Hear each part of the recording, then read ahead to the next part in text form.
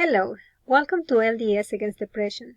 This is Joanna Gila, and today I want to talk to you about how depression affects members of the Church of Jesus Christ of Latter-day Saints living in Utah, and more importantly, where to get help. About 10 years ago, I heard on TV that Utah had been ranked the saddest state in the nation because of the high rates of mental illness and suicide. I come from Ecuador, and there we have this idea that being Mormon is being happy, and therefore Utah must be some sort of paradise.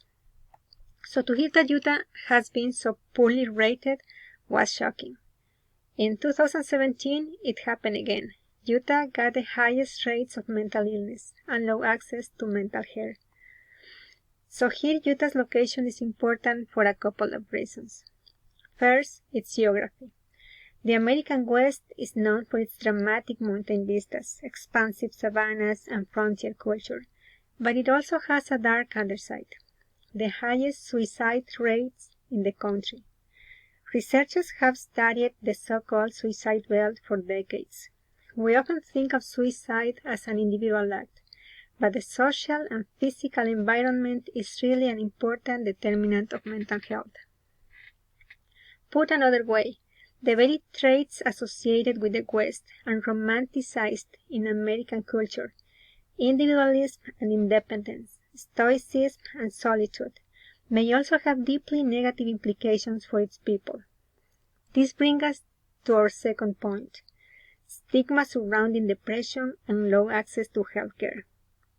Utah residents affected by depression reported stigma as the primary barrier to seeking mental health treatment. A secondary barrier is lack of health insurance coverage or access to services. Others just don't know where to go. But church members are affected by depression twice as much as non-members living in Utah. Why? Well, for church members, striving for perfection causes them to become hyper-competitive and anxious, and their expectations of happiness makes them think that doing the right thing makes you happy, and doing what's wrong makes you sad, or makes you a failure. However, it's not that simple, and mental health breaks the rule. Hence, people suppress feelings deemed as negative, and hide them behind a smile. There is a story shared in one of the church websites in 2016, the story of Rebecca, which better illustrates this point. Rebecca was a young mother with small children, when started to feel constantly sad and inadequate. She often had mood swings and got angry for the smallest things. She kept seeking relief in the scriptures and through prayer, but those feelings couldn't go away, and so she felt unworthy of getting heavenly guidance.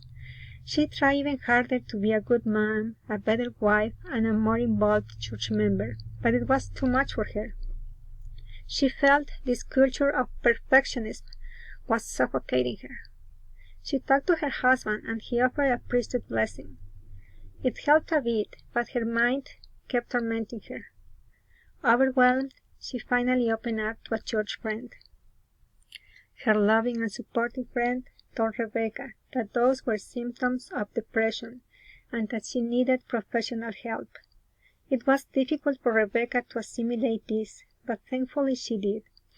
Her husband supported her, but they kept her therapy in the family, as to them this was still a stigma.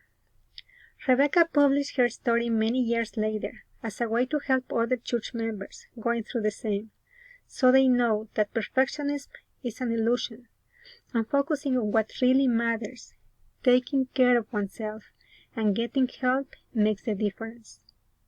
If you or someone you know is struggling like Rebecca, please speak up. There is help. Depression is among the most treatable of mental diseases. Talk to your bishop or visit mentalhealth.org. And thank you for listening.